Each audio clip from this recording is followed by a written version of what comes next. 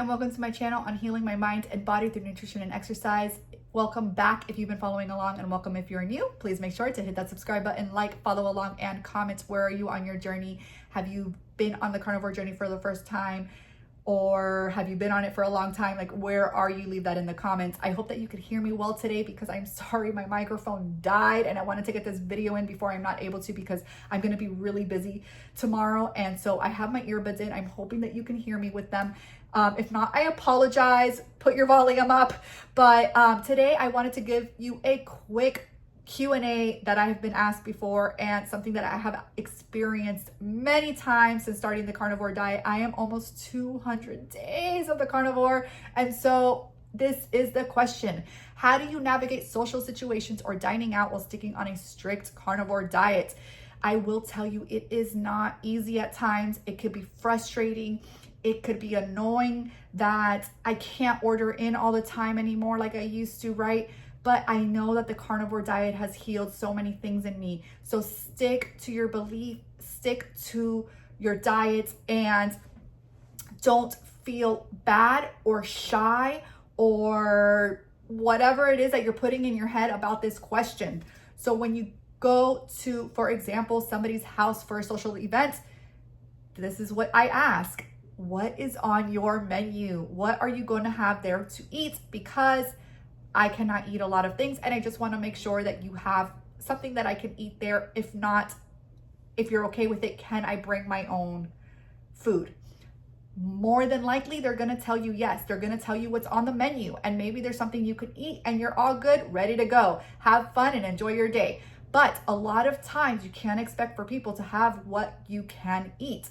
And so in those cases, it's happened to me even at my brother's house. It's happened to me to a good friend of ours that turned 70 years old. I knew that I wasn't going to have anything to eat there because they were going to have pad thai and sushi and things like that. And so I either go really well fed before I go to the social event, and or depending on the time, I take my own food. So for my family's gathering at my brother's house, for example, I knew that it was a potluck and everybody was bringing something, and more than likely it was going to be food that I could not eat. And so I brought my own burgers for my husband and I.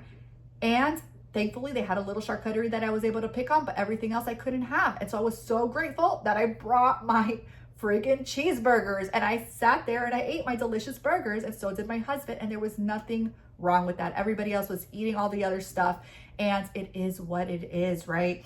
So when I went to my friend's 70th birthday party, I knew what they were gonna have, and so I made sure that I went well fed.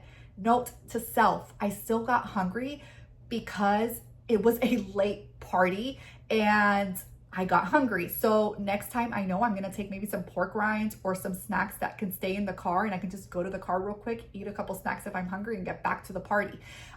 In this situation, I probably would have not felt comfortable enough to heat up my food there. Although now looking back, why not, right? It was at her house. We weren't going to a like a ballroom where they paid to go, and then, you know, that's different.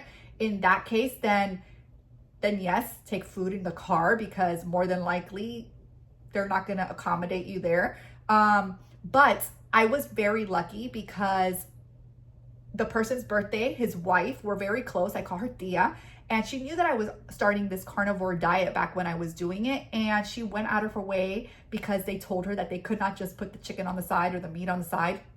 Everything was already mixed in, all the sauces. And so she went and bought me a charcuterie, and I was able to eat charcuterie while I was there. So sometimes when people know that you can't eat certain things, they'll kind of accommodate you. And it was so nice of her. I was so grateful and so blessed to have somebody like that in my life who understands the food that I could not eat. That's not going to always be your case. But again, don't feel shy to ask what is on the menu.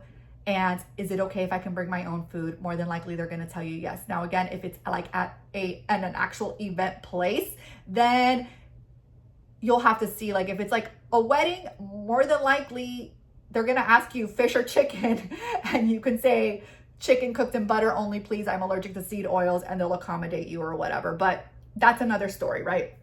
Now, if I'm going out to a restaurant and I'm going with friends, usually I will always make sure to look at the menu. Make sure that the place has something that you can eat. Do they have steak? Do they have a burger? Do they have something that you can eat on your diet? And then usually the place will accommodate you in not cooking in a seed oil. I had where the girls were going out and the restaurant they were going to didn't have anything on the menu that I can eat. I personally decided just to not go to that girls' night out. And yes, you might be thinking, well, Kristin, so you're just not going to go out every time somebody goes out because the restaurant doesn't have your food?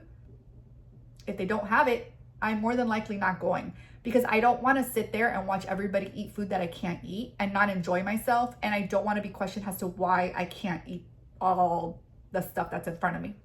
That's my personal opinion. You need to decide what is best for you and what you can do and how you're going to feel, right? So for me, I just decided not to go. Now, there was another time that we had a girls' night out.